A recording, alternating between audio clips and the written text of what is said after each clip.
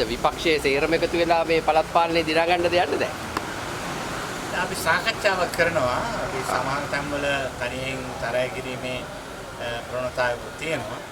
ඉතින් මීට කලින් ගිය මැතිවරණයේදී එකතු වෙච්ච තැන්වල ඒ කොට්ටාසවල අපේ අපේක්ෂකවරුන් ඉදිරිපත් කිරීමට එකඟත්වයක් තියනවාද කියන සලකා බලන්නයි අද සාකච්ඡාව කරන්නේ.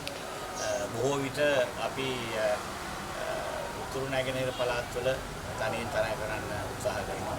ඒ වගේම සෙසු දිස්ත්‍රික්කවලත් තනියෙන් තරය කරන සමහර පළාත් පාලන ආයතන තියෙනවා.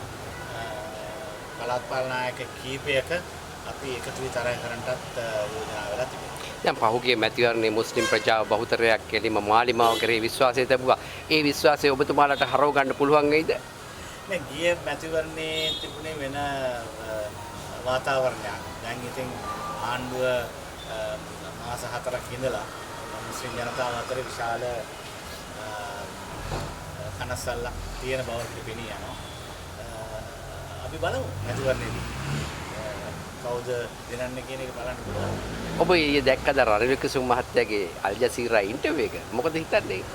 රනිල් වික්‍රමසිංහ මහත්මයා උතහස්ත දේශපාලනඥයෙක් වුණාට එතුමාට එතුමාගේ දෙහිසියෙන් තරහ ගස්සන්න පුළුවන්. එතුමන්ට නිතර තරහ යෑමෙන් තමයි වැඩේ අවුලුනේ කියලා මම හිතන්නේ. හරි බොහොස්තුතියි. ඔබේ ගමේ නගරේ සිදුවන අයිතියට අසාධාරණට එරෙහිව YouTube අවකාශයේ ඔබේ නාලිකාව දස අත නිවුස් YouTube නාලිකාව දැන්ම සබ්ස්ක්‍රයිබ් කරන්න.